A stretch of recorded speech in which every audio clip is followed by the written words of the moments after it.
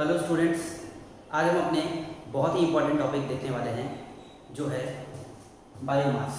Board examination के लिए ये one of the most important topic में से एक है। रीज़न ये डायरेक्ट क्वेश्चन में भी आता है और वैल्यू बेस्ड क्वेश्चन में भी आता है। तो सबसे पहले देखते हैं कि बायोमास एक्चुअली में है क्या। तो जितने भी डेड पार्ट्स हैं प्लांट के जो रेसिड्यू बच जाते हैं और जो एनिमल वेस्ट है जैसे काऊ डंग हो गया, ये सब है।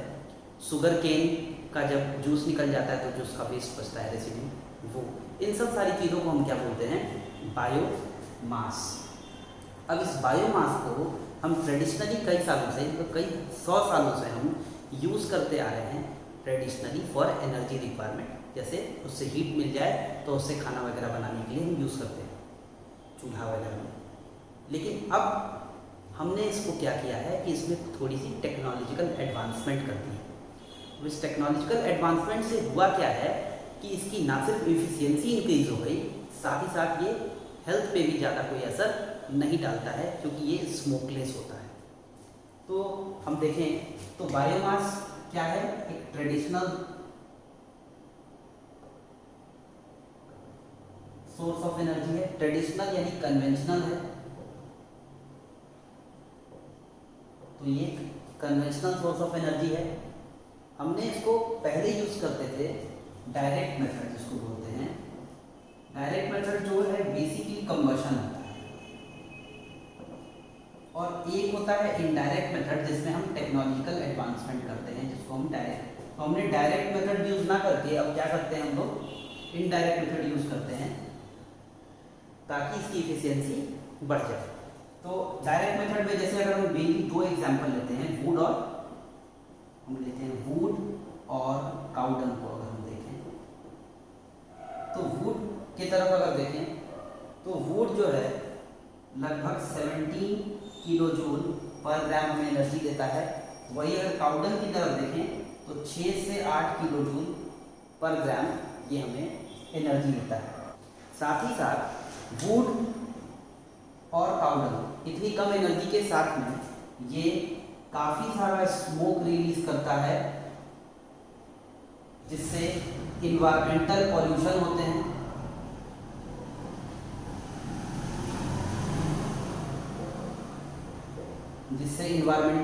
होता है और साथ ही साथ हेल्थ के इश्यूज भी हैं जो इसको यूज करते हैं। एक और मेजर प्रॉब्लम है कि ये दोनों जो है अगर चूल्हे में अगर जलाते हैं तो सिर्फ 8% ही इसका यूटिलाइजेशन है, ओनली 8%। यही अगर हम देखें इस मेथड में, अगर हम इनडायरेक्ट मेथड में देखें तो हम ये इन्वायरमेंटल इशू को भी हम मिनिमाइज कर देते हैं, हेल्थ पॉल्यूशन को भी मिनिमाइज कर देते हैं और इफिशियंसी भी इसकी 100% के लगभग हो जाती है। तो इनडायरेक्ट मेथड क्या है, तो वुड को हम कन्वर्ट करते हैं चारकोल में। चारकोल मेनली कार्बन का बना होता है और ये रेसिड्यू नहीं छोड़ता है, यानी सारा जो है CO2 में चेंज हो जाता है, यानी ये कंबशन होता है बहुत ही अच्छे से। दूसरी चीज है, हम काऊ डंग को हम चेंज कर देते हैं बायो गैस में, जिसको हम गोबर गैस भी बोलते हैं। अब देखो ये दोनों चेंज हो गया तो ये सारी चीज़ें जो है मिनिमाइज हो जाती है, इफिशियंसी बढ़ जाती है। दूसरी चीज़ है कि ये 100% यूटिलाइजेशन है, इन्वायरमेंटल पॉल्यूशन भी, सारी चीज़ें हैं। अगर आप एनर्जी का देखोगे तो चारकोल लगभग 33 किलो जूल पर ग्राम इसकी कैलोरीफिक वैल्यू है। तो आप देखो 17 से लगभग डबल हो गई है इसकी। बायोगैस को अगर हम देखें तो इसकी जो कैलोरीफिक वैल्यू है ये लगभग 40 किलो जूल पर ग्राम हो जाती है। आप देख लो लगभग 5 गुना जो है ये इंक्रीज हो गई, क्योंकि इसका जो मेजर कंस्टिट्यूएंट है बायोगैस का वो है मीथेन। 75% जो है वो मीथेन है। मीथेन एक इको फ्रेंडली गैस है, नेचुरल गैस में भी मीथेन ही होता है। तो आप देखो कि टेक्नोलॉजिकल एडवांसमेंट किए जिसमें थोड़ा कॉस्ट लगा होगा, ऑब्वियस है कॉस्ट लगा ही होगा, लेकिन इस कॉस्ट लगने से या टेक्नोलॉजी लगा देने से हम ना सिर्फ एनर्जी रिक्वायरमेंट को इंक्रीज कर रहे हैं, काफ़ी और सारे जो इसके मेजर डिसएडवांटेज थे उसको भी हम मिनिमाइज कर दे रहे हैं। तो हम देखेंगे इस अभी वीडियो में कि कैसे हम चारकोल का फॉर्मेशन करते हैं और कैसे बायोगैस का फॉर्मेशन करते हैं। सबसे पहले हम देखेंगे प्रिपरेशन ऑफ चारकोल। तो प्रिपरेशन करने के लिए हम क्या करते हैं, तो वुड को लेते हैं और वुड में एक प्रोसेस करते हैं जिसका नाम है डिस्ट्रक्टिव डिस्टिलेशन। इस प्रोसेस में क्या होता है कि हम बिना ऑक्सीजन के हीट करते हैं, जिसको बोलते हैं एनारोबिकली हीट। एनारोबिकली हीट करेंगे तो जितने भी उसके वोलेटाइल सब्सटेंस होते हैं वो रिमूव हो जाते हैं और जो रेसिड्यू बचता है उसको हम कहते हैं चारकोल। तो ये है हमारा चारकोल का प्रिपरेशन। बहुत सिंपल प्रिपरेशन है, लेकिन इसकी इफेक्टिवनेस बहुत ज़्यादा है क्योंकि ये हमें क्लीन फ्यूल देता है। एक तरह का क्लीन फ्यूल है जो स्मोकलेस है।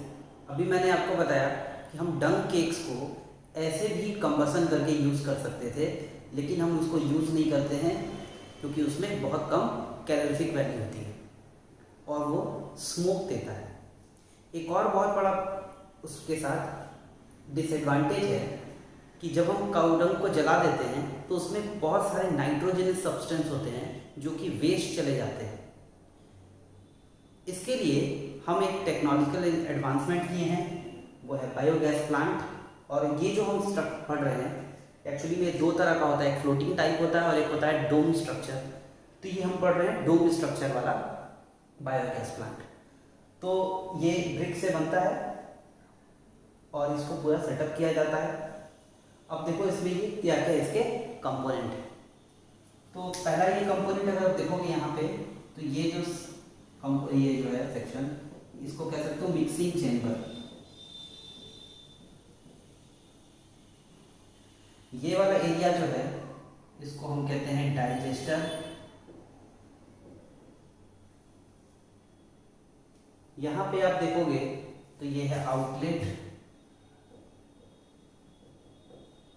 चेंबर कह सकते हो, ये इसका आउटलेट चेंबर हो गया। ये है इसका गैस टैंक और यहां से बायोगैस निकलेगा। तो ये इसका है। अब हम लोग करते क्या है कि जितने भी हमारे वेस्ट हैं, जैसे cow dung, kitchen waste, sewage, agriculture waste, इन सबका स्लरी बनाते हैं। स्लरी क्या है तो कह सकते हो इन सबको पानी के साथ मिक्स करके स्लरी बनाते हैं, घोल जिसको कहते हैं। और स्लरी को हम यहाँ फेड करते हैं यहाँ पे, जिससे स्लरी जो है इससे ये इस सेक्शन में आता है। ये है हमारा डाइजेस्टर। तो यहाँ पर स्लरी जो है आकर फेड होता है। तो ये आइसोलेटेड चेंबर है जिसको हम बोलते हैं डाइजेस्टर। यहाँ पर ऑक्सीजन का एब्सेंस होता है। यहाँ पे ऑक्सीजन के एब्सेंस में एनारोबिक वाले जो बैक्टीरिया होते हैं, एनारोबिक बैक्टीरिया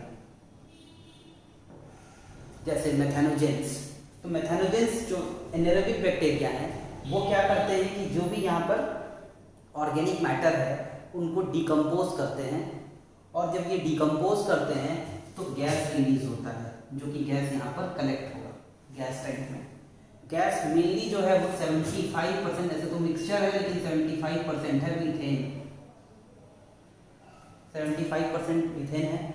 और जब ये डिकम्पोज हो जाएगा तो ये जो रेसिड्यूज का जो है वो होता है नाइट्रोजिनस।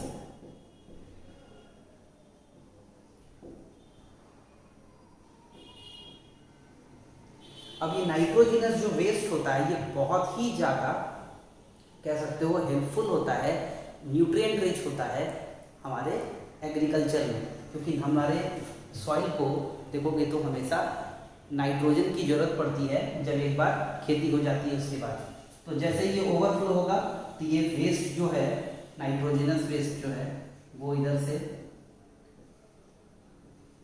आएगा और यहाँ पर जो है वो कलेक्ट हो जाएगा हमारा क्या, मैन्योर। तो मैन्योर यहाँ कलेक्ट हो जाएगा। कलेक्ट होता जाएगा। ये आउटलेट है, इसको हम निकाल लेंगे मैन्योर को और यूज़ कर सकते हैं अपने खेतों में। इसको हम यूज़ कर सकते हैं बायोगैस को अपने किचन में। जो इससे गैस प्रोड्यूस होता है, चूँकि ये फ्लेमेबल है, तो इसको हम यूज़ कर सकते हैं अपने थर्मल पावर प्लांट में, जिससे हम इलेक्ट्रिसिटी जनरेट करा सकते हैं। यानी फॉसिल फ्यूल को रिप्लेस कर सकता है बायोफ्यूल। तो ये इसका एडवांटेज है। ये हमारा बायोगैस प्लांट है, ये बहुत ही ज़्यादा एग्जामिनेशन के लिए इम्पॉर्टेंट है।